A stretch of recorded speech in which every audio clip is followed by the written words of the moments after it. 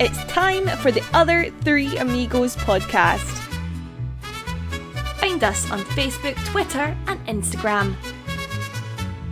On this week's episode of the Other Three Amigos podcast, it's still radio silence from the club on X. Is Conor Drinan putting his hand up for Premier Division? As much as it pains to admit it, have Dundalk got things right? We've a double bog review from Athlone and Limerick. We discuss Keats back on the score sheet as well as Brand's brilliance. We ask where are all the iconic kits gone, and of course we have your Harps preview.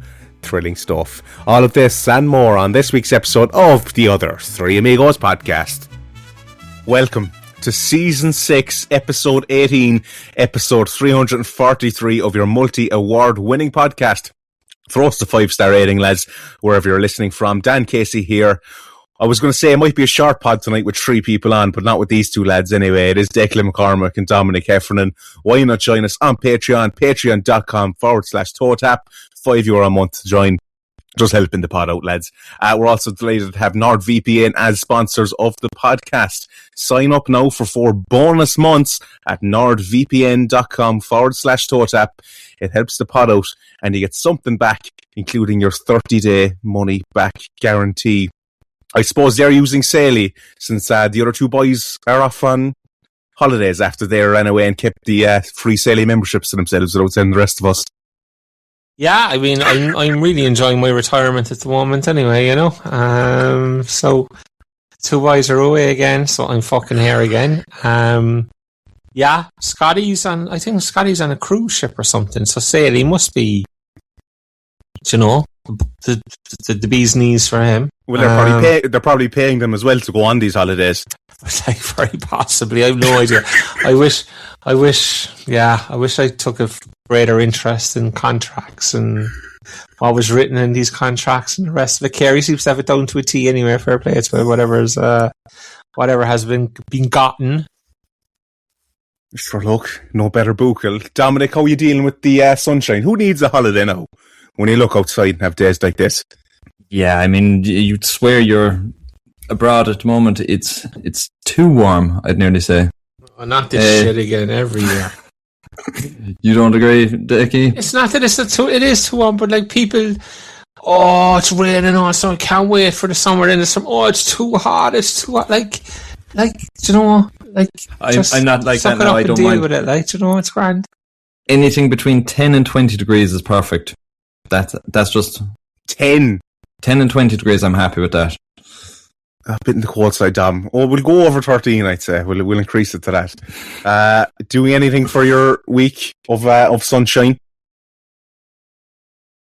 Either of you going to the beach? No, nothing. No, I'm away next week, so we'll see what happens then. But this week, no. Just enjoying Cork City being 12 points clear at the top of the Electricity First Division, having won 3 away games on the bounce. 3 clean sheets on the bones, wasn't it? Yeah, it was 3 clean sheets. Do you know? 3, 2, 5, 6 goals scored. Surely there's nothing to give out about that. Can't be. They're massive. You can see why Brand's away with Ireland now today. All right, lads, we'll drive it on. Last night, anyway. We'll drive it on to a bit of Academy Watch.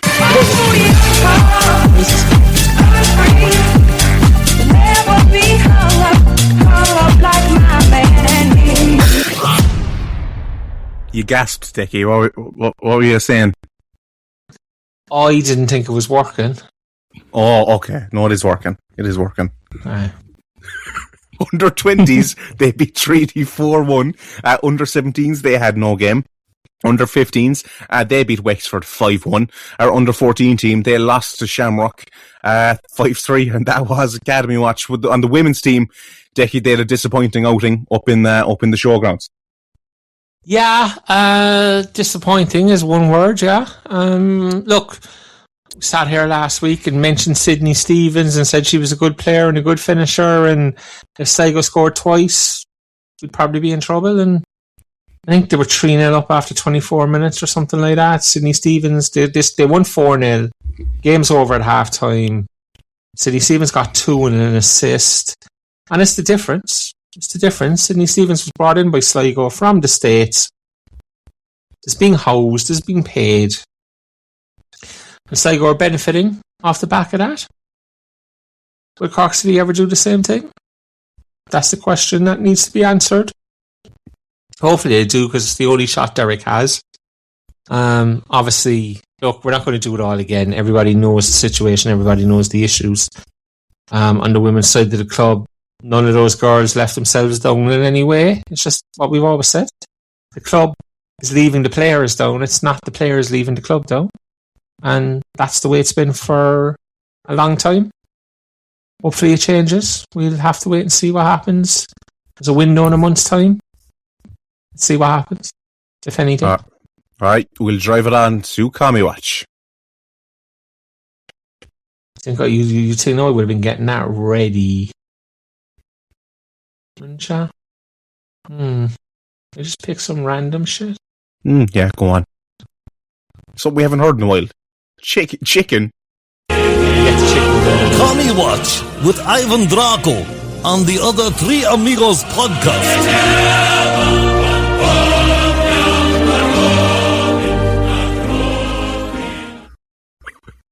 Is it true that this is the reason they're gone off excellent? Now this is chicken talk. And this is what they say when the chickens stay too late.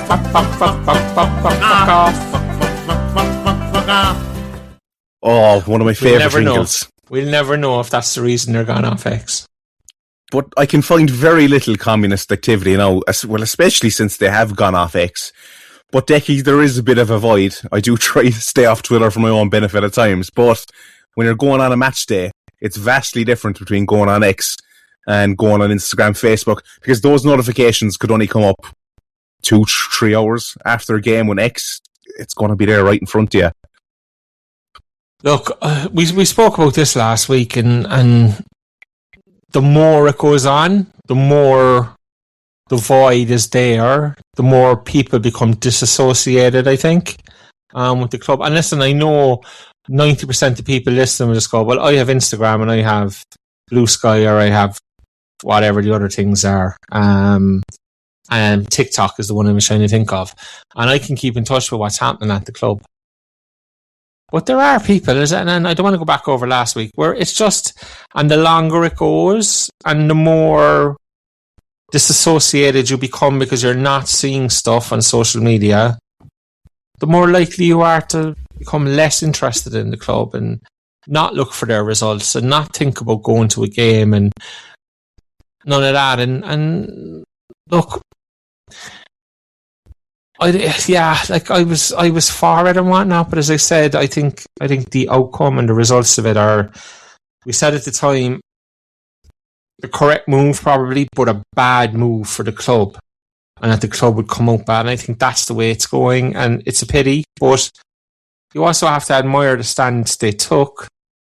But I just hope it doesn't turn into an economic downturn as well as a social media downturn. You know, that there's less jerseys sold, there's less engagement, there's less match tickets sold, etc., on the back of maybe 10% of the fan base, maybe bigger. I'm just plucking a number out of my head, not being able to engage or see the club engage on social media. Like, I haven't heard from Barry Robson in 2 weeks, 3 weeks, or whatever. You know, none of them. Did you not go for breakfast with him? Has he given you 50? Yeah, like we thought, well, like the breakfasts aren't like a press conference, Tom. You know, that's I don't throw softball questions his way, you know. So look, it is what it is, Dan. Can't go over it again, even though I just have spent 3 minutes going over it again. But yeah, I think long term is probably going to work out to be a mistake. Tom, what do you think? Are you even on X? Oh, you are. I am, but I never use it, and not a political stance or anything like that. I just don't use it. I'm new to it, so haven't gotten used to what way how it even works, to be honest. But I don't really use much social media in general. So yeah, I mean, the main the main thing for social media for me is seeing what the club are up to, keeping up with the club. So at least I have Instagram for that. But like Decky said, if you don't, then you're screwed. I still maintain I don't think it's a good idea or a good move. I think it's taking the club out of people's periphery. Even if you didn't realise you were consuming city content, you were, and especially match updates. Well, I mean, I wouldn't fucking know. I'm blocked anyway for chicken gift, like, but you know, I would imagine that is the case. And even I know people were giving out about it, but I do think it's going to take the club out of people's vision for a while. And I do think, and I would suspect, it is going to hurt them economically, financially at some point, if not already. But you need to have content in people's faces the whole time. You can't be hidden away in any way. And even if it is only a small amount of people, it's still a small amount of people, or it's not the front of their minds now every week. So I hope somehow that they'll change their mind and go back on it at some point. But I don't know. I think the way they worded it, like Decky said, and Decky was spot on at the time, that they worded it in a way that they can't really go back on it now. But it is going to have a negative effect, really. All right. Well, I think that's all of us from Commie Watch. Any other communist activity? Are we all good? I don't think there was, to be honest, and that's fine as well. There's not going to be outbreaks of communism every week. Like, you know, you have to have weeks where things are pretty socialist and everybody's getting along. Like, so 3 away games as well helps that, you know, when there's not games in Turner's Cross, there isn't, you know, there's no banners to be hidden on fans or taken from fans. There's no dippers coming to the ground. There's nobody to be barred from press conferences or any of that stuff. Like, but you've none of that to worry about. Things tend to be less communist in those weeks. All right, to inject a bit of life into the pod, we're gonna go to our mailbag first. I'm gonna start with our Patreons, Decky, Maestro. Just play any old fucking thing for the jingle. Any old thing? Yeah. I'm looking for, hang on now. What's this? Prison. What was this about?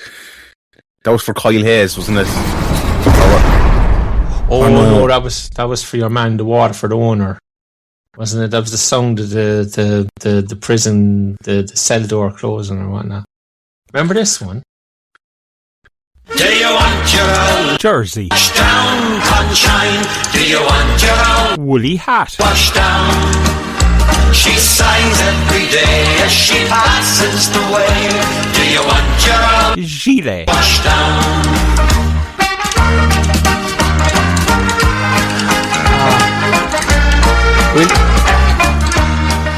We'll have to release a best hits, or you know, greatest hits. Definitely. Greatest hits. We haven't done Gok Wayne this year. No, I should drop Gok Wayne. Well, yeah, like I was going to say Scotty's dead, but Gok Wayne should probably, because Wayne is around, like, so Gok Wayne should probably still be around. But so look, we go through all these fads where these things happen for 8, 9, 10 weeks, and then we completely forget about them again. They just drift off into. Sometimes too. Anthony Falvey. Dundalk got promoted last year, and they are now 4th in the Premier. How have they made it look so easy, and why do we make it look so hard? Dom? Do you know what? A lot of people have asked me recently what is the difference between us and Dundalk. So it's quite clear to me, anyway. We've got an owner in Dermot Usher who's very frugal and very careful with money, tries to save money in whatever way. Dundalk have an owner in the FAI who just blow money. No, not blow money, but they're not afraid to spend money. They'd spend money all around, and there's no consequence to that. So they'll go bankrupt again this year, and then the FAI will bail them out next year. It's kind of, they shouldn't be a club this year now. But if we take that out of it, if we take that side away from it, what they've actually done is completely right. When they got relegated in 2024, they built a team of Premier Division standard players, a baseline of Premier Division standard players who had a Premier Division experience and came from Premier Division clubs. And then once they got promoted, they built on that with more Premier Division players. So their team was already very experienced. Whereas if you look at our team, I mean, who there has a Premier Division experience except for getting relegated with Cork City? Probably Johnny, not. Keats, Greg Bulger. Keats, yeah. I'm sure Keats was relegated. Twice with us. For me, it's one word, Dan. It's recruitment. Well, it's two. Well, three. Recruitment and Kieran Kilduff. A manager who was very clear, knew what he wanted, knew how he wanted his team to play, was going to play front foot football and go, right, we're going to play our game and we're not going to worry about you. We're not going to sit in. We're not going to kick the ball back to you the whole time. We're going to play on the front foot, make it as difficult for you. We're going to go to Tala and have a go. We're going to go to Shelburne and have a go. And occasionally it's going to go wrong. They lost 5-0 away at St. Pat's. And everybody just went, all right, that's going to happen. But they're fourth in the table. But it's off the back of recruitment. And it's recruitment of players who were Premier Division players who were no longer wanted by Premier Division clubs. Keith Buckley. How many games did Keith Buckley play for Bohs? 150, 200, 300? I don't know. But Keith Buckley is a fucking damn fine Premier Division player with a hell of a lot of experience who can play left back, centre back and centre midfield. And they brought him in. They got Bobby Burns from Galway. What was your man, the striker's name from Derry, whose name escapes me now, and I think he's actually currently injured. But they brought in like what people might call cast-offs, but players who were never going to get you relegated. I would say the same players were never going to win you the league, and they're clearly not. Were the same players capable of getting to Europe? I wouldn't have expected so. But obviously, it looks like they could have a crack off. It'll be interesting to see how the second half of the season goes. But it's recruitment, Dan. And to bring a Keith Buckley and a Bobby Burns and those other lads in, you have to give them a couple of quid. You have to pay them. Do you know? And you contrast that with what we did when we came up. What times? We signed random fucking lads from around Europe. It's never going to work. We somehow have to find players who are not wanted at other Premier Division clubs who have a decent amount of Premier Division experience. It won't be easy. And then there's the whole, you have to get them to Cork and whatnot. You fucking pay them. Like, that's it. And if there's a surcharge to get them to Cork, then alright, unfortunately you go, we have to pay it. But, like, I don't want to hear about apps and fucking this guy from the Northern Premier Division fucking league in England or this lad from Romania in second division or whatnot. They're not worth a fuck in this league. You need a very specific type of player. And Kieran Kilduff has shown that, and he knew the players he wanted and he went to got them. And he was able to sell the project. He was able to sell what he was doing. And like people say, oh, what does that mean? But he was also a manager who was coming off the back of winning a National League title with Athlone. Coming off the back of winning the first division with Dundalk. So players were looking and going, this lad must have something about him, like, you know. He must know what he's doing. He's after winning 2 trophies in 2 years. And for me, that's it. It's all about recruitment, and it can't be the slapdash, random bollocks kind of recruitment that we've seen the last 2 times we came up, which it just can't be like. Can't be. And then is there a player in the first division? Like he took Ronan Tean from Kerry. Was proved very good for him. Like, is there a Ronan Tean in the first division this year? Is there 2 of them? I'm not sure. I struggle to think there might be one, but that's why we have scouts and that's why we have managers and assistant managers who are watching games. They'd be able to spot those players far better than we could. You know? Is there one there? I don't know, but if there is, we have to go get them and bring them with us.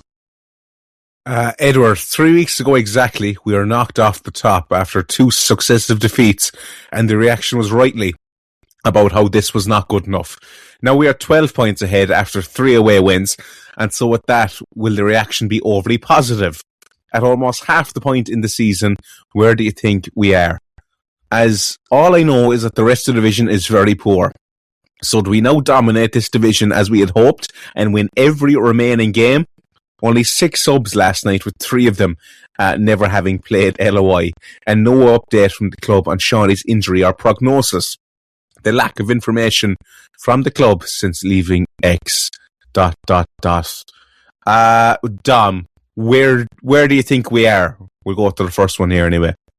I think Edward's spot on in everything he says there.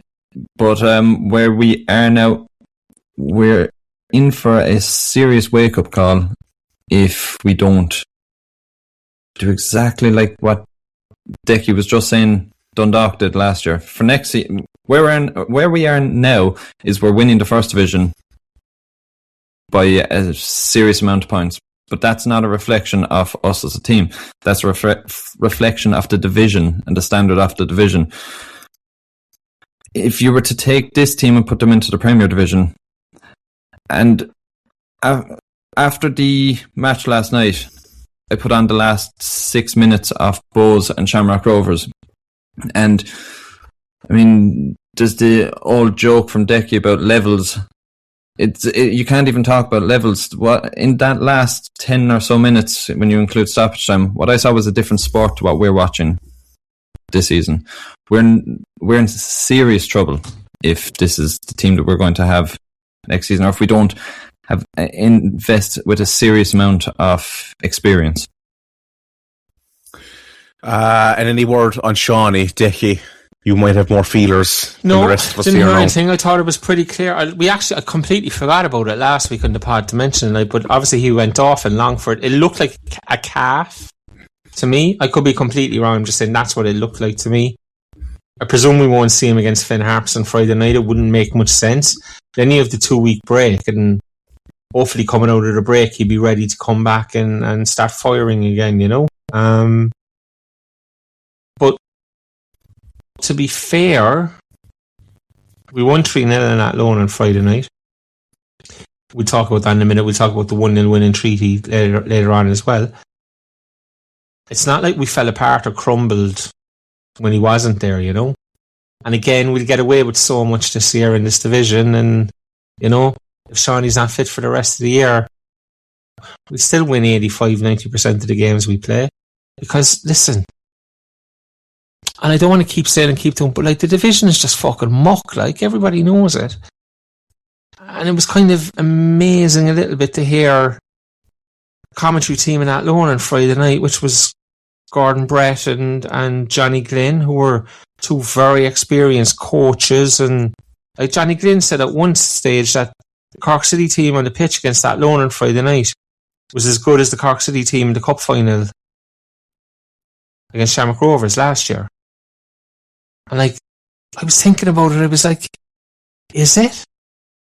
Or is it actually a damning indictment of that cup final team last year, that it was on a par with what we were watching in Athlone? No, the Athlone performance was the best of the 3 by a lot. But the point I was originally going to make was Gordon and Johnny had this impression, and the 2 lads last night, I don't even want to start, to be honest with you, but like, they all seem to have this impression that we could step up gears if we wanted to step up gears, that we had more left in the tank, or that we were this really good side who were just kind of playing within ourselves. And that seems to be the general opinion around the place. But people who watch us week in, week out know that's not the case.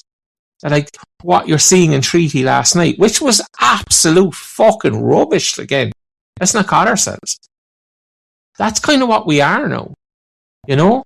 And the more I think it's Robson ball more so than anything else, you know. But, you know, we're 12 points clear. I said this at the start. We're 12 points clear. We've won 3 away games in their trot, 3 clean sheets, 6 goals scored. How can you be giving out?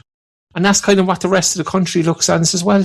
They're just looking at the numbers, and we're passing the numbers test and the stats test. We're passing them, no issue whatsoever, but we're failing the eye test. 9 games out of 10 we fail the eye test, and people who watch us week in, week out just know it's not good to watch. It's mundane, it's boring, it's all those words that we used last week, like. Conor Brown was man of the match last night. Enough said, lad. Billy Dorney, after Treaty and Longford matches, Borefest, and then he goes, simple question, I won't call it out, but he gives 2 options of certain charities. Peter Sullivan, climate change means that we could ultimately end up with more summers, heat waves like the last few days, and an exodus from the mid regions to the north to escape the harsher conditions.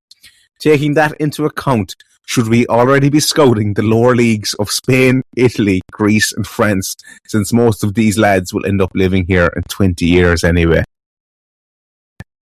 There's probably more of a chance that we'll do that than scout the Premier Division. You're probably not wrong, Dom. Decky? Look, that feels like a pretty loaded question.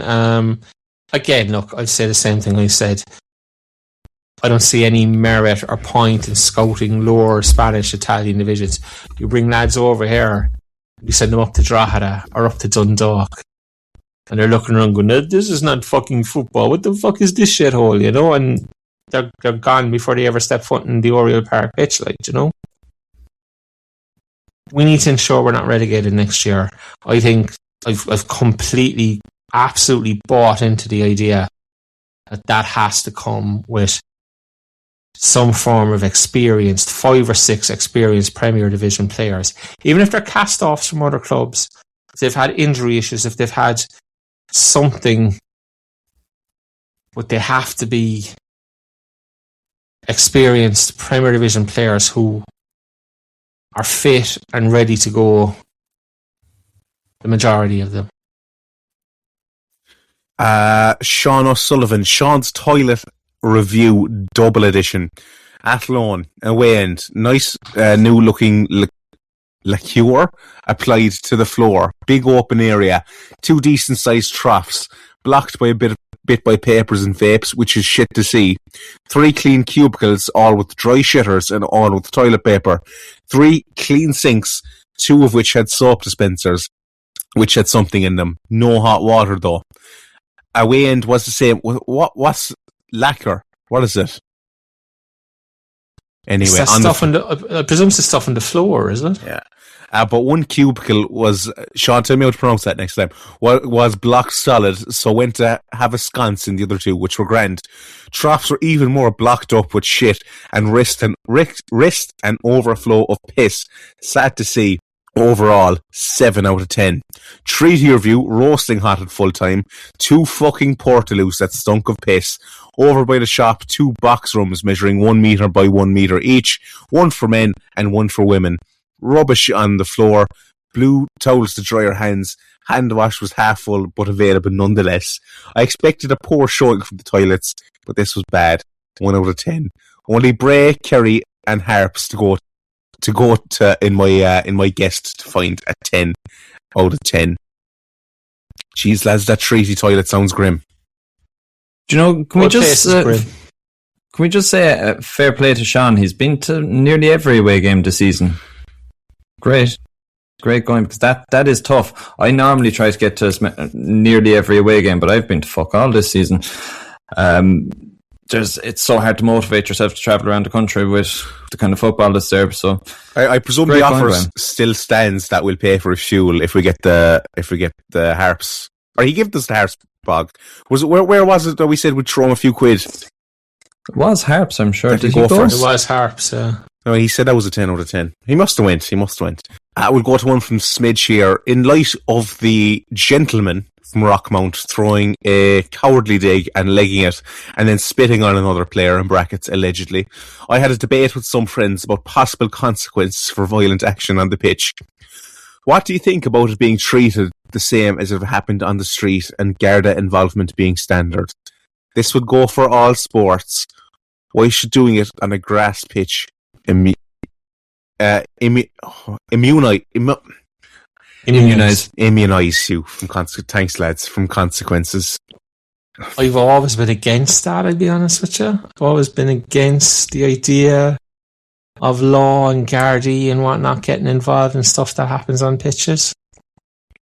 But I can understand it. But go back to the Duncan Ferguson been jailed in Scotland for head bopping your man, like, you know. how many times do we see things like that more so across junior football and those kind of things? And are we going to call the Gardaí every time somebody throws a punch? Or and then what are you calling the Gardaí for? Like, is a kick above the knee or studs above the knee? Oh, I'm ringing the fucking guards. You assaulted me. I don't know where you stop.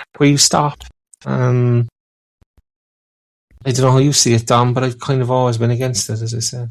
Yeah, to be honest, I'd be against, and I can't give a good argument for why I'm against it. I just think, like, it's football, you know what? I get the point of view, if it happened on the street, it would be assault, but still, like, it's football. Unless it's very horrific. Yeah, like, you know, if you're taking it too far altogether, then maybe, but throwing a dig on the pitch, it's sport. Tempers, flares, happens. I was involved in the GA 1 years ago, like that. Why were you involved in the GA? I used to play the GA back in the day to keep myself fit in the off season, Tom. You know, but like all hell broke loose one night playing under 21 championship back in some arse end of mid Cork. Fuck, I can't even think now. The two junior sides were playing championship on the Sunday, and this was the Thursday night or the Wednesday night or whatever.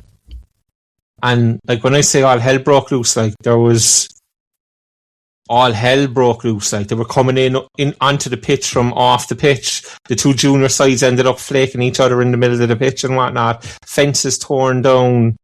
The whole shebang, like, and not a fucking word of it, not a sign of a guard. I thought, like, this will definitely be all over the Echo tomorrow night. Like, never even reported on, never a word written on it. Like, you know, there was one guy got a 9-month suspension for kicking a fella in the head.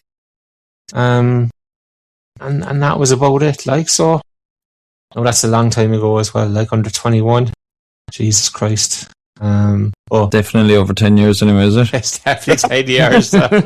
Definitely 10 years. But like that was the worst I ever saw. And yeah, not a sign of a guard. That seems to be common enough in the Gard.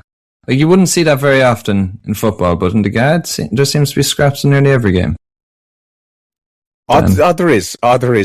Yeah, the only time I ever threw a punch out of anger in my whole life was I got elbowed into the face, so you got to dig back. That was the only fucking time. Yeah, happened at a GA game. But I do think, and that when you say that, like, maybe a rule change in football. So, the other way you see a bit of a, like, you can't even say the word scrap, a bit of handbags during a match, and everyone comes in, they're shoving each other and they're squaring up, and then the refs handing out yellow cards to everyone. I think the way I'd like to see it is if you throw a punch or something, the first person who starts it gets sent off. Or if it's just shoving, first person who starts it gets a yellow card, and then the rest, well, like, it's fuck around and find out then. If you throw a punch at someone, you're going to get punched back. It's hard to tell who started it first, though. Like, the ref could only see the end of something there, and then your man's getting wrongly done. But anyway. Often, yeah, but the linesman, like, usually where these happen are either in the middle of the pitch or in the goal mouth. The linesman's usually staring right at it, so.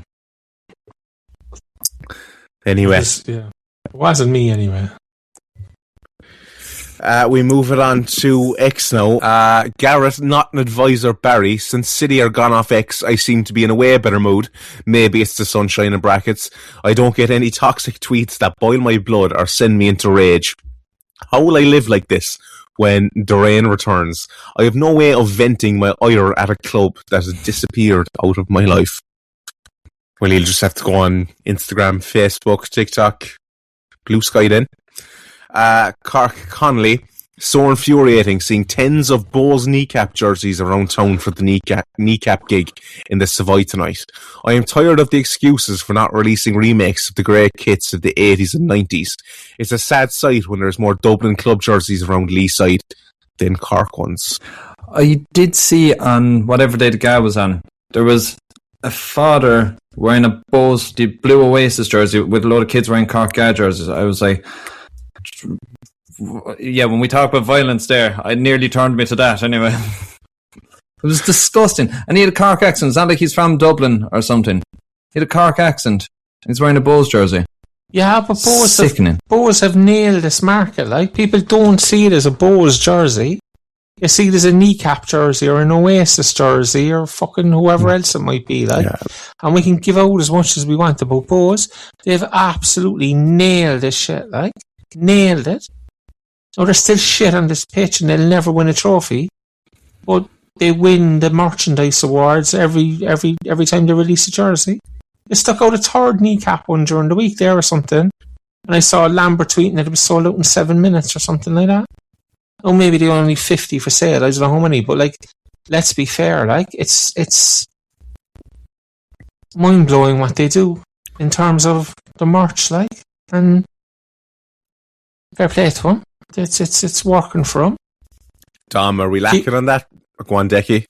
I was going to say, keeps the club ticking over. Yeah, are we lacking on that front? I mean, not to compare Kneecap to the Franks and all. Obviously, the Cork audience much superior. But when you get the orange Franks jersey, it doesn't quite compare. And it's definitely not going to compare in the sales front anyway. Yeah, you see, I don't know how anyone can listen to Kneecap and how anyone can enjoy that drivel. But Frank and Walter, we released Frank Walter's jersey. It was a nice jersey, to be fair, but it was orange, and I have an issue with that. But and probably Kneecap fans also have an issue with that too. How do you hate Kneecap so much, and then also hate orange? Yeah, look at Kneecap as completely just objectively. I listened to 2 of their songs; they were both shite. So that means they must be shite. But yeah, the Frank Walters jersey was good. I don't think it would have had the same sales. Now, maybe that's because... Maybe that's something to do with the fact that Frank and Walters are biggest in Cork. But then, isn't that the market that we should be aiming for? I wouldn't like for us to sell out. I think there's no need for it. But the thing is, Cork people love Cork so much. I feel like if you focus in on that... Yeah, there's definitely things we could do, like not related to music groups or whatever. Definitely things Cork-based, I don't know, like the landmarks and stuff. The Turner's Cross inscription or whatever you call it on was it last year's third jersey? If that was more visible. Yeah, it was a great idea. That you show it off a bit more. It was a great idea. It was just executed poorly because you have to really examine it to see that. And I think, is it 2 pictures of the church, so you can't really even tell. Like, you'd have to know. You wouldn't know what it is. Yeah, so it's a good idea. More things like that. Throwing Finbar's Cathedral or Shandon Bells, stuff like that. It's a great idea. There's so much there in Cork. Cork is the best place in the world. There's so many things that we can use, inspirations that we can have for a jersey. The guy nailed it. Like he said, I don't care. I don't want to hear any more excuses. We had iconic kits in the past. The Bayern Munich kit, the kit we played, Bayern Munich kit. You redo that kit, and it sells not just the Cork City fans. It sells worldwide. Right? No, they say, it's Adidas this and Adidas that and whatnot. There has to be a way of doing it. There has to be. But look everything is possible. Look at the Lennox one. That sold out in no time, and we still haven't restocked it. That was only a limited edition ever, but like, how have they not gone about that and getting that sorted? Like, made their money, made X amount on it, and but that was the whole point of us doing making our own. Money. Yeah, but like they should have used that one for the cup, because they said last year that they were going to have a cup jersey. If they'd used that Lennox's one for the cup, it would have been great, because it was a very smart jersey. Oh, it was unreal. I had to get one. I had to get my hands on one. Yeah, you could not. Right. Actually, on the jersey front, we're missing out now, surely. And I think Howie has addressed it at some point or another. There's something about copyright or something. With all the fake online sellers selling some of those kits through down the years, that's good money that the club are missing out on. Yeah, and the club tried to shut that down. But there is clearly an interest there. People love retro jerseys and people are going to buy them. You see like the West Germany jersey all over the place. See, there's a couple of other ones that people buy, and you can't buy them officially, so they're buying them illegally. But if the club, and I don't know if it's something the club could possibly even do if they wanted to, so we might be wronging them, but it's definitely something they should look at and say, can we go about producing these? Yeah, absolutely. It's probably something with Adidas now, the 3 stripes and all that shit. Like, but anyway, they could at least probably give a good effort. Garrett, not an advisor, Barry, me outside the motherfucking asswipe Turner's Cross Stadium on a Tuesday evening, not knowing if City have a game or not because they are not on X anymore. He's just going to have to go there every day. Just rock up every day. There might be a match on.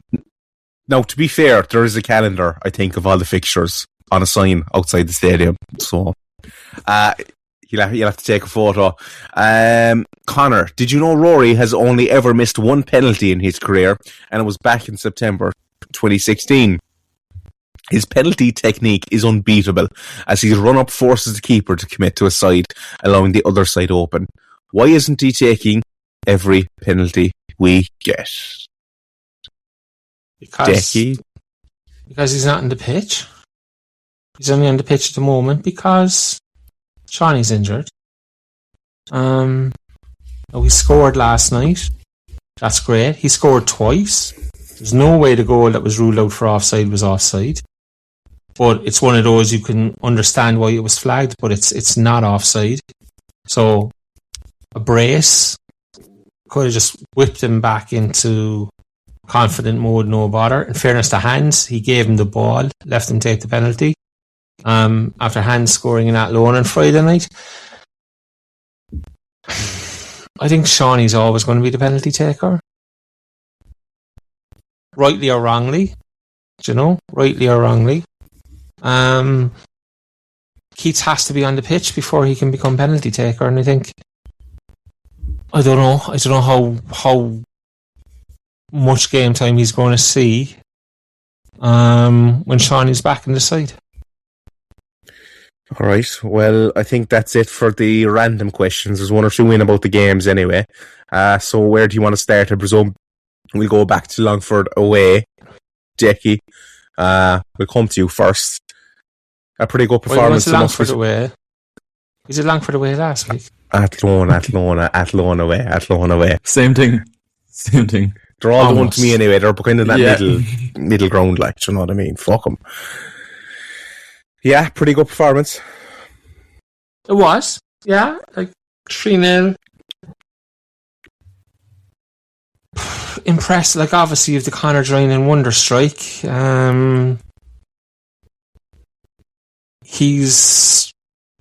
We spoke about players putting their hands up for contracts and putting their hands up to be given opportunities next season.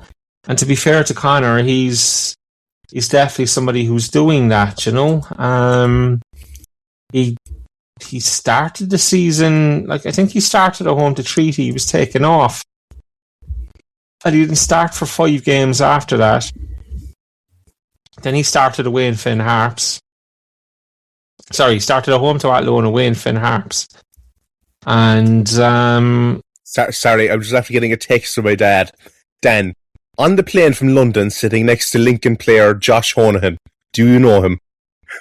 Tell him to hit him. You're joking me. Swear to God, the man just takes me that now. Tell him mention the pod to Josh and tell him rats. Just mention something about rats. Oh, my father pure innocently mentioned, my son does a podcast in Cork City now, alright. So he's sitting next to him. Yeah. Oh, this is brilliant. He could torment him for the entire plane trip. Snakes on a plane. Can you ring him? Dad, give the phone to your man there. Yeah, funnily enough, I wouldn't do it. You send him a voice note. Play this for Josh. Right, sorry. I rudely interrupted Decky there, but that had to be done. I'm just saying, like, point I was making was Conor didn't start the season in the team. And it's really only since the Wexford home game where he started, 6 or 7 games in a row now? 7 games in a row. Oh, sorry, Treaty last night would be 8. So he started the last 8 in a row. He's 4 goals from left back.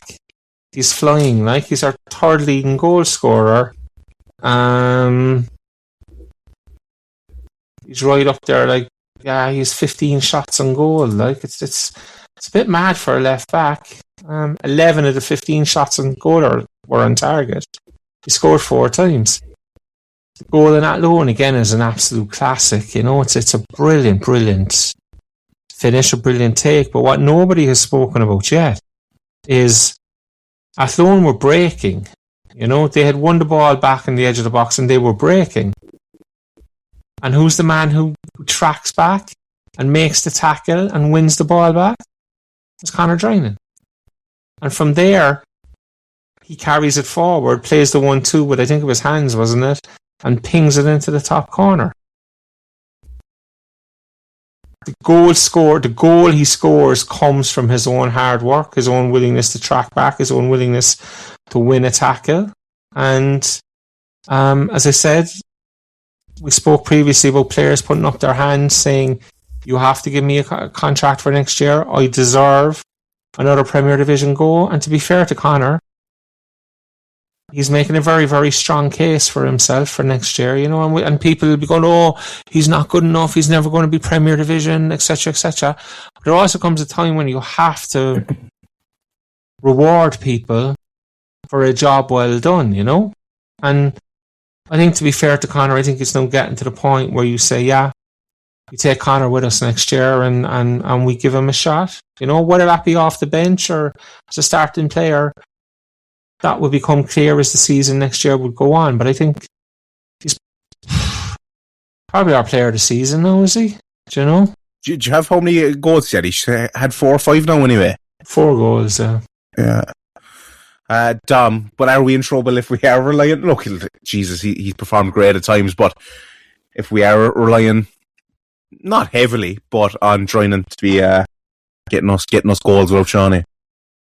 This season or next season? This season. Well, I don't think we'll be in trouble. I think like we're 12 points clear at this stage. But it is, in saying that, it is worrying. I mean, if it wasn't for Conor Drynan wonder strike against Bray, we would have lost to that. He's got 3 wonder strikes anyway out of those 4. I think Conor Drynan's a very good player, and I said this weeks ago that even in 2023, people forget how good he was for us. I know we were a poor team, but still probably one of the best teams we've had in the last few years, and he was one of the best players in that team. I have no problem bringing him up to the Premier. And like Decky said, you're looking for players to put their hand up and demand a contract for next season. I don't know how you could not want to bring him up. The main point I wanted to make about it was what Decky already said about the hard work that he put in to get that tackle, break up play, and create the goal for himself. But it kind of ties into everything else. You can overly focus on the goals that he scored, but I think with how hard he works and how well he plays in general is another thing that can't be ignored either. He's putting in very good performances even when he's not scoring. He also won the penalty.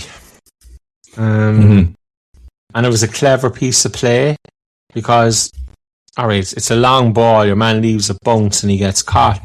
But you can see Conor glancing and he stops and he puts his body between man and ball and he invites your man to run into the back of him, which is exactly what happens. Now, I really don't think it's a penalty, but he gives the referee a decision to make. And the referee, you know, Ryan Mark gives us the penalty. There's no longer assists for being fouled for penalties, but as I said, I think it was a clever piece of play from Conor as well, because you can definitely see him glance and he knows exactly what he's doing. He's putting himself in a position where he says to your man, you're gonna take me out here, and then the referee has the decision to make, and the referee made one in our favour. So look, Hand scored twice. The lad and he has an eye for goal. Like, you can't take that away from him. He's an eye for goal. He has 9 now. He's top scorer in the division, and he's flying. You can argue about his all-round game, but he's a poacher. He fucking knows where to be to finish chances. As of now, are you bringing him up next season? You have to. Dom, are you? I'd probably give him a contract. I'd probably bring him up, but I don't think I'd be wanting him in the starting 11. Joining, I'd be happy if he was our starting left back, but in Pongo, no. I wouldn't have him starting. Definitely wouldn't mind. He'd be a good option to have if you need a goal, because, like you said, he does really have an eye for goals. Decky, you were making a face there when Dom was... I'm bringing lads up. I'm not sure I'm starting, fellas. Let's see where we are. Alright. Fuck it, I don't know where else to go.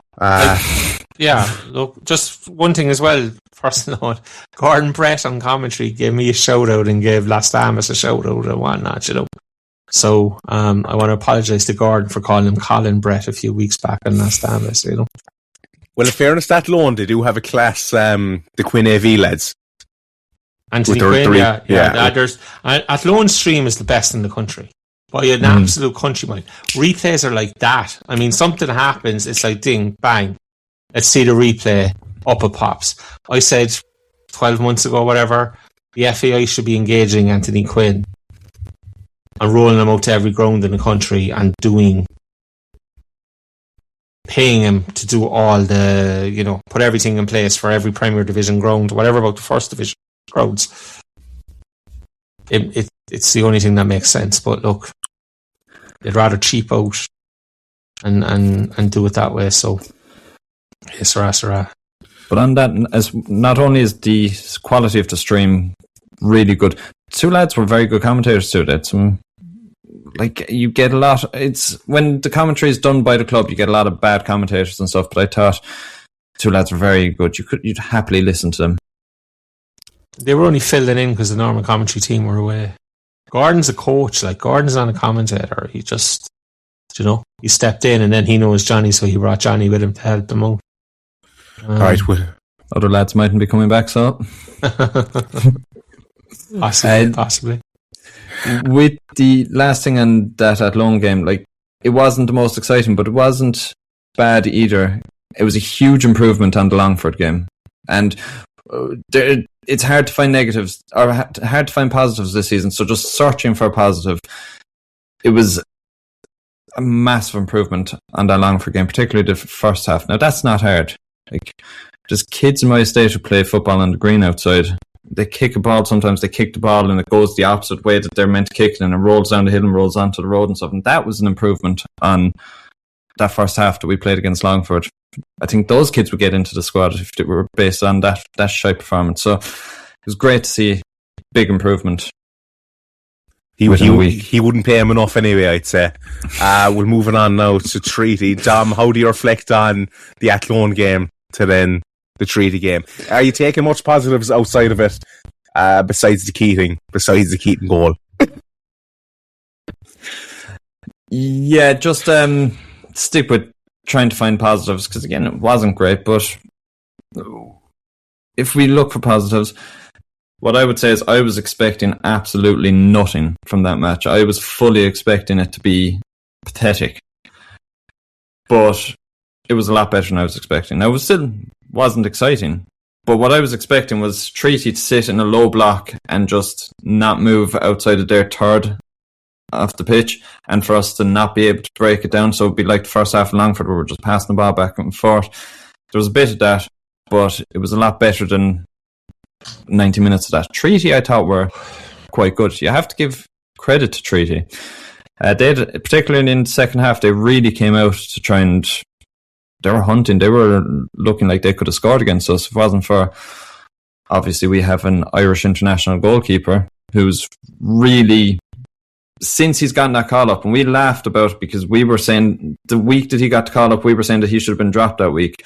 But since then, 3 games, Longford at Athlone, Treaty, he's got 3 clean sheets. But not only that, he looks a lot more confident. My big problem with him is when he gets the ball, if you pass the ball back to him, you're normally thinking, oh shit, he's going to do something stupid and we're going to concede a goal here. But he looks a lot more confident. His distribution has been very poor. But since the call-up, it's been a lot better. He was pinging balls up into the box. He's Odamusu looking on, being like, when the name of Christ am I going to get a game here, lads? Is it ever going to happen for me? Yeah, I mean, he knows he's got a game coming up because the Harps game, Brown will be away for that. So he knows he's got the opportunity there. So at least he's got that bit of a positive. But it will, as difficult as it was before, it'll be really difficult to try and take a spot of somebody who's gotten a call up for the country and who's playing really well at the moment. Decky, positives from the treaty game? Keats scored. Besides? We didn't lose. The match ended. I never again have to watch it. Yeah. Dominic has a very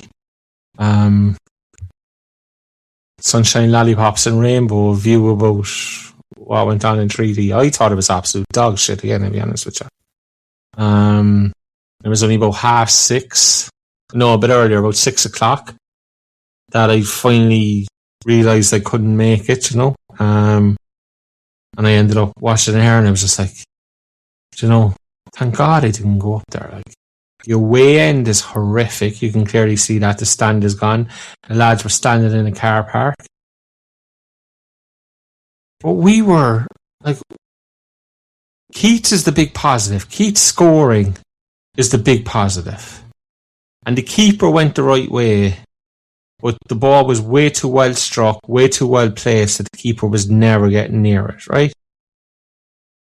As I said, it's a real pity that the second one was ruled out. But the second one is a free kick. It's a set piece. We created, like, nothing noteworthy from open play again. And this was a game where I thought, you know, the second game of the weekend, the Monday night, the full-time team, the professional outfit, that's when they should be, like, this is the game we should be far more equipped to deal with than treaty war. And obviously Shawnee was out and Josh Fitzpatrick was out and Feely was suspended. And you end up in a situation where we can only name 6 subs. 5 of them outfield. And beyond AJ Bridge and Matt Murray, 3 young lads who've never played a minute. Now, to be fair to Donald O'Connor, he got on. And congratulations to him. And brilliant, and it's fantastic to see. But how can the only pro team in the division be so devoid of bodies? Like, it's bordering on the scandalous, like, to be fair. No fellas say, you're 12 points clear, so what are you giving out about? And that's always going to be thrown in our face. And I get it. And you don't need to spend money because you're 12 points clear. But, like, we're not really nurturing the youth guys either. You know, no 1-0 up last night. It's not really an opportunity. But it was an opportunity when we were 2-0 up or 3-0 up in Athlone to bring lads on and just give them a feel, give them a taste for it, you know.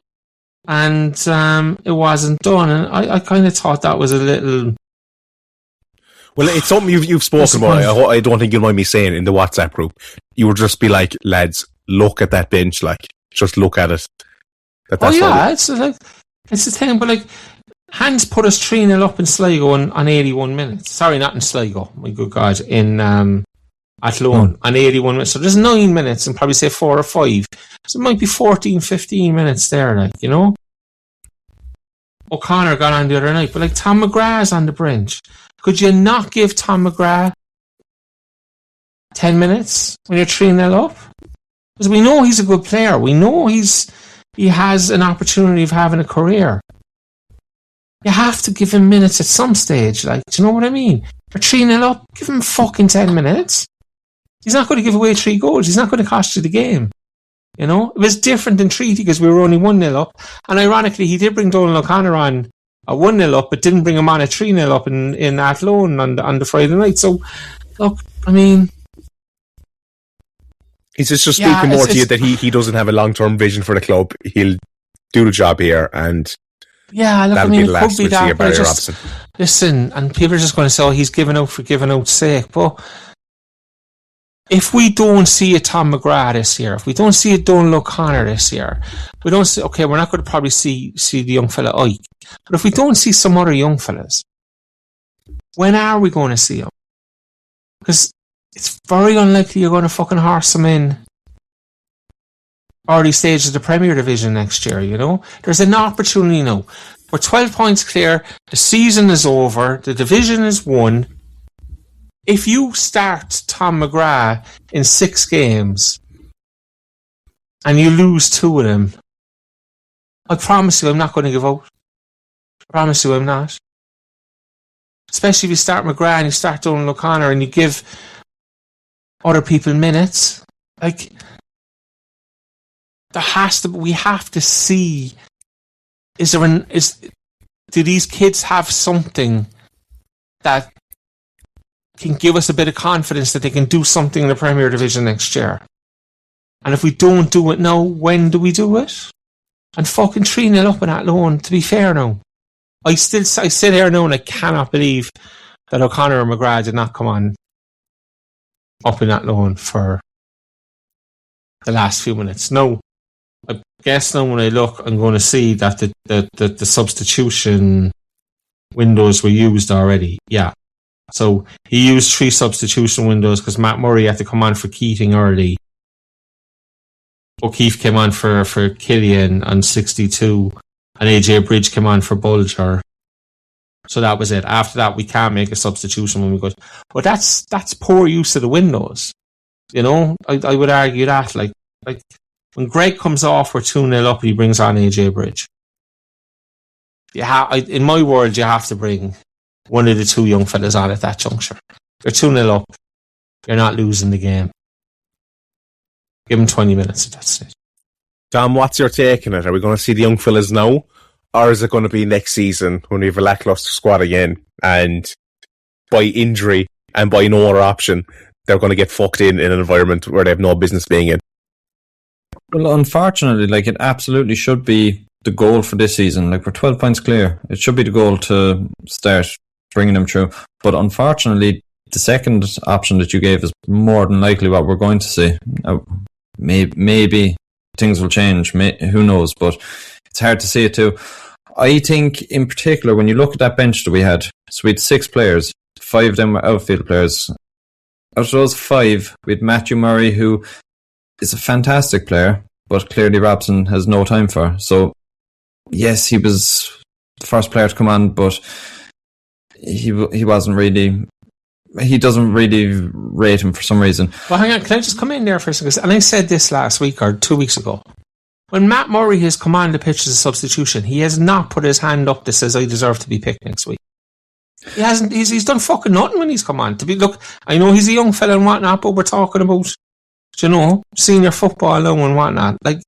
He hasn't given the manager a question to answer. He hasn't given the manager a serious decision to make, because I'd argue that replacing Keaton and playing up top is probably not his strength, where we've seen him how good he is wide. But Matt has to step up now as well and start giving the manager a decision to make, in my opinion.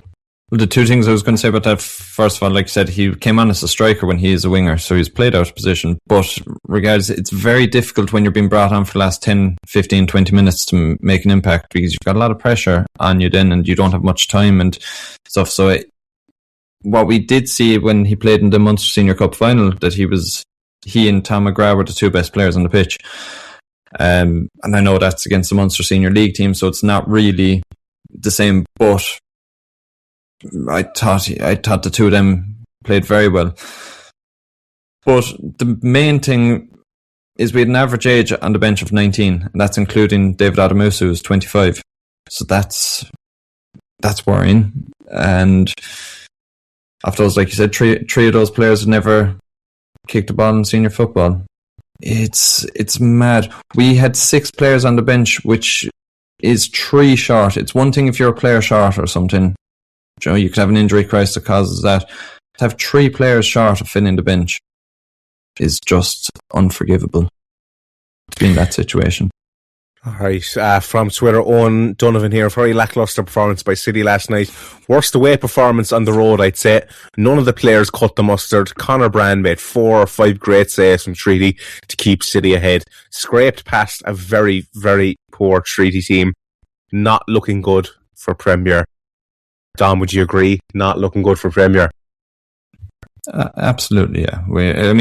We have to invest seriously. We need a new player for every position, and that's without getting rid of anyone. We're very short. He's right. Conor Brand was man of the match last night. He made at least 3 very good saves. There was one kind of just after half time from, it wasn't a bicycle kick, but some form of a bicycle. I thought it was a brilliant save. And the last 10 minutes, and I know we're ahead, but as I've spoken about us being the professional team, the fitter team, everything else. Last 10 minutes, it's all treaty, and a lot of the second half, it's all treaty, and it's as I said, we passed this task. We pass the stats test. We pass the numbers test. We don't pass the eye test. And always trust the eye test more than the stats and the numbers. Always trust your eyes more than what the numbers are telling you. And my eyes and lots of other people's eyes are telling them. As Dominic said, massive investment needed. Massive. Ian Crowley, I felt Niall O'Keefe gave a good showing of himself, but does any of it really matter once starters are back? Like, what does the man got to do to stake his place in the starting 11?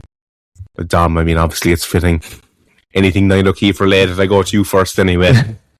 Yeah, that's fair. I thought Niall O'Keefe was quite good, yeah. I think in the bit of game time that he's been given recently, he's done quite well.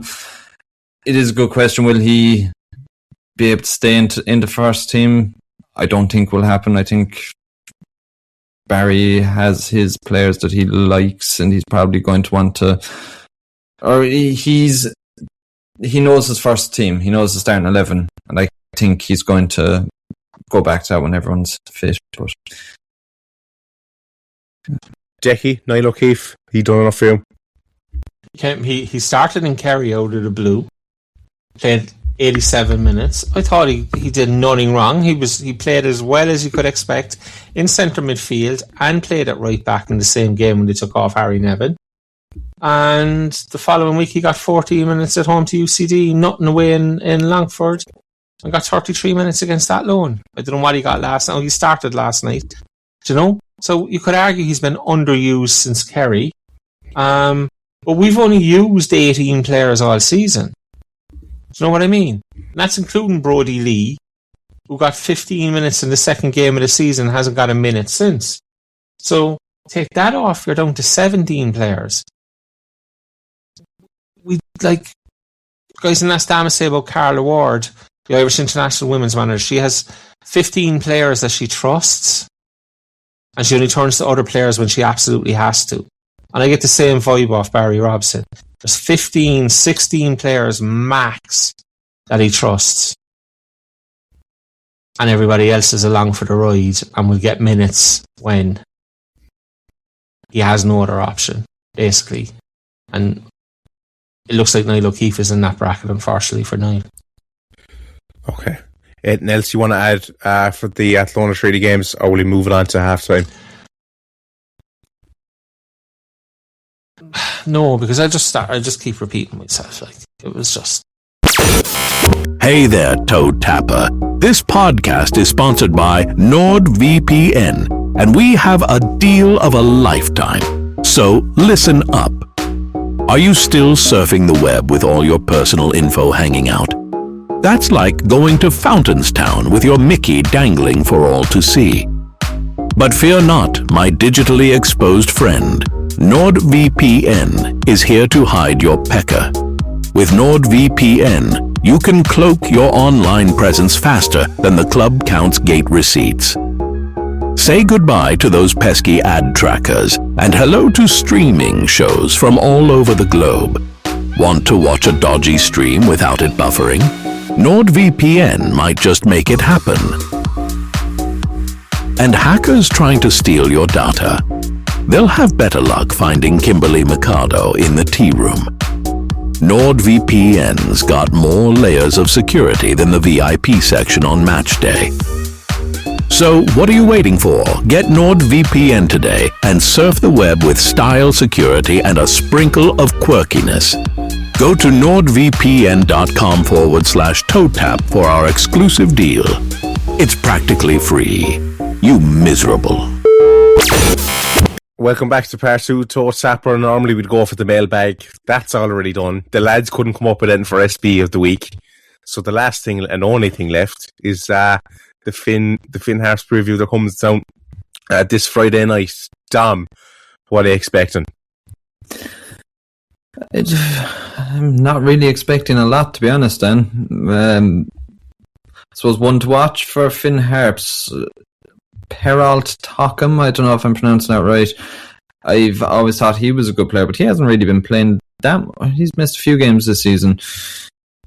They've that centre back Hutchinson. I think he's good too. But like for us, I don't know. There's really nothing to be excited about. I don't know. Jackie.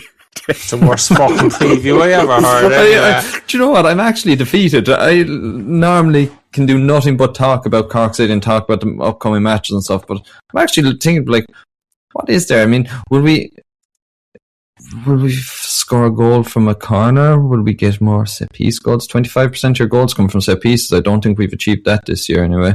Well, we didn't score any goal against them the last time away. I have it 2 goals from corners and 1 from a free kick. So 3 set piece goals in total. Yeah, that's well below average. So I'm going to say that we're going to score.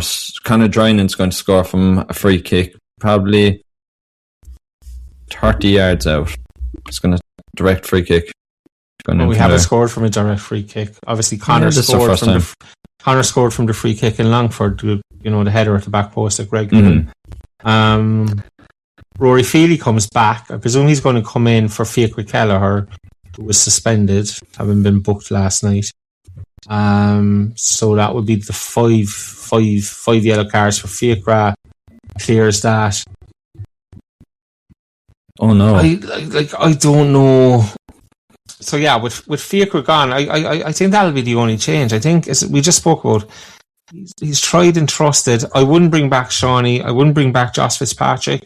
What's the point? Give them this Friday off again. Give them the 2 weeks of the break and then see where we are. I have no idea what Josh's issue is, what his injury is. Didn't hear anything, to be honest with you. As I said, I think Shawnee's a calf. It looked like a calf.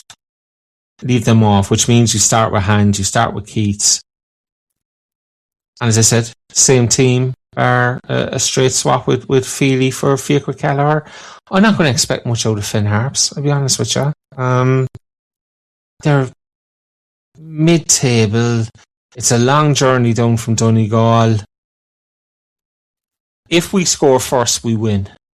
I think we've won 12 games, isn't it? We've scored first we've won 11 games. We've scored first in 12. The only game we scored first and then didn't win was the night we drew down in Cove. So history tells you if we score first, we will win the game. And I don't see them causing us too many issues, to be honest with you. Do we have it in us to score 3-4? I'm not sure we do. I'm not sure we'll be left off the leash. This is the halfway point of the season. So for the likes of Dominic and myself, who are looking at it and going, it's a long season and we just need to get the job done, we're now halfway there. So you could almost argue the road for home starts after the break, and every game that's played is taking us closer to that winning line. I have no expectations for this game. As I said, I think we win. Score-wise, we're better at home in terms of getting goals, higher scoring games, so maybe 2-0 City, something like that. Hopefully Keats again, keep building, and try and restore that confidence. But listen, Finn Harps are Finn Harps. I'd love to sit here and tell you, oh, they do this and they do that and they do the other thing. They don't, fucking turn up and boot it long. And could the goalkeeper be a worry, Dom, in Unamusu getting a rare start? Oh yeah, sorry, sure, can't be the same team with Brand gone, yeah. I don't know. I've no problem with Unamusu playing. I think I wouldn't be scared. There's a lot of times if you're missing your starting goalkeeper, you'd be worried. But no, I've no fear of that. He didn't really get much of an opportunity to prove himself when he was the number one. But like Brand quickly took that spot off him. Yeah, Brand's been very good lately, but he hasn't really been too good all season. So. It's not the biggest loss. Decky, you look like a man who's eyeing up a stat on the screen in front of you. No, I'm just like Bran is known in an international squad, so like I'm not sure. That's a bit mad. Like I was surprised when the lads were calling for him to be dropped in the Longford game. To be honest with you, I'm just like. Yeah, Finn Harps are just a run-of-the-mill first division team, like. There's no getting away from it, like. That's what they are. And we should be able to put them to bed relatively easy. Alright. Do you know what it is with Finn Harps? We said it at the start of the season that there's no team that's going to be a competition to us. The only competition to us is ourselves, and this really sums up. We can't, like, there's nothing Finn Harps can do that will hurt us or affect us. It's just, are we going to turn up and be shite like we have done many occasions? It should be very straightforward. I don't know. It's not an exciting looking. Finn Harps they're just Finn Harps. Like there's never going to be exciting. They're never going to. They never have any players that jump out at you or anything. We're going to win 5-0. Keating's going to score twice. Conor Drynan a free kick from the halfway line. Shawnee Maguire's going to come on and score, and Akil Campion will score. Decky. I said I think we'll win 2-0. Crowd-wise, what are we thinking? It'll be 3 weeks since we last been in the grass. 1,979. Under 2. I think it will be. Will it be boosted? Will it be boosted above 2? Or I don't. Have to wait and see, I suppose. I who knows? Yeah, like obviously tickets sold are going to be counted. So season tickets, etc. There was tickets everywhere for Treaty yesterday. Like we tried to give them away, and nobody wanted them on our Patreon. We offered 2 tickets on Patreon, and nobody came back and said we want them. Somebody contacted us, said they had a ticket. We retweeted that. Nobody looked for the ticket. I had tickets that I didn't use. You couldn't. And like Limerick's the nearest away game. You have very fine weather now. You're starting into the holiday season. Although the weather will have broken by Friday night, but there's been 3 away games in 2 weeks, so we haven't been at home in 2 weeks. That's the only upside, but I don't think there's anything in our performances that people go, I can't wait to see Cork City Friday night. I think it's going to the pub and it's meeting lads. Yeah, but you're also now 12 points clear. There's never been jeopardy all season. There's certainly no jeopardy now. So you're really down to the diehards, and even I think some of the diehards are going, fuck it, I'll go to the pub with the lads. Damn. I can see it being less than 2,000 as well. There's just no real draw. And now, to be fair, I did hear on Red FM today they were talking. They're promoting the game. They were talking about how City are 12 points clear and stuff. And for the non-City fans, you hear that and you go, Jesus, there must be something there. So maybe that might be able to pull some in.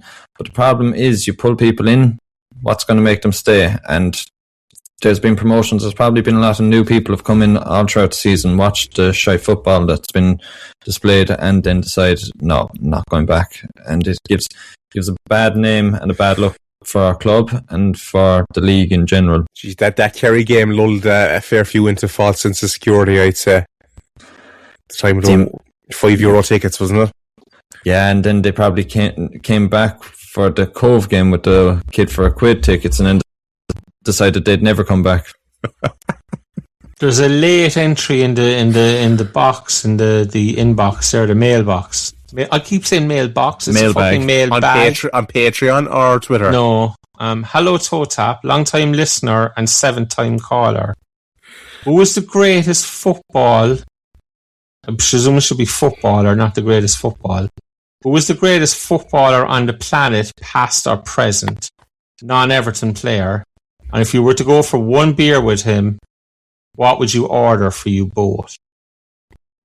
So the greatest footballer on the planet, past or present. It's clearly Messi, isn't it? Yeah, but I don't think this person says it's Rory Keane. And it's he means favourite rather than best, I'd say. He says greatest. He says it's Keats and it's a Berliner Kindle. Who's that person anyway? Some fellow Wayne. He's been drinking again. I don't know. Obviously the greats are the greats, but your personal favourites. Always love Neil Fenn. Neil Fenn is always going to be my favourite ever Cork City player. Love Gabriella Batistuta. One nobody talks about, who I always fucking adored and thought was severely underrated, was a lad at Deportivo La Coruña by the name of Roy Makaay. Brilliant striker the year they won the league in 2000 in Spain. What's his name? Roy Makaay. Where's he from? Dutch striker.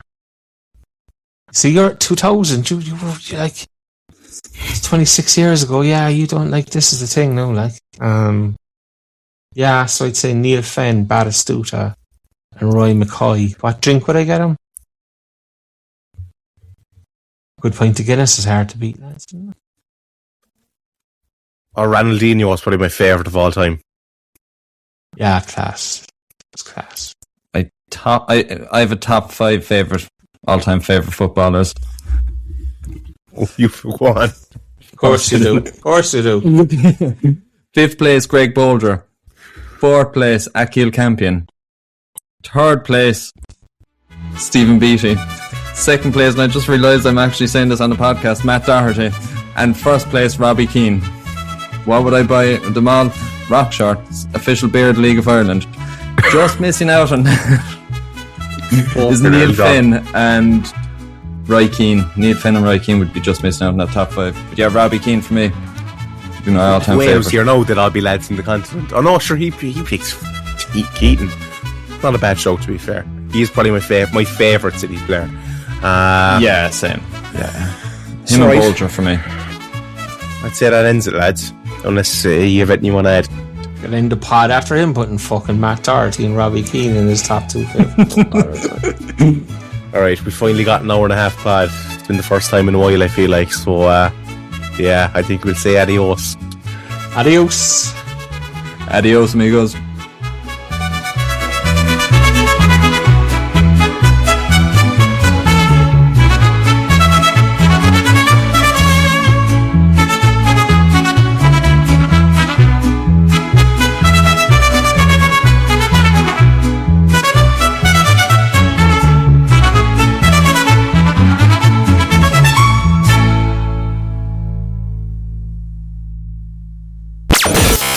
Hey there, Toe Tapper. This podcast is sponsored by NordVPN, and we have a deal of a lifetime.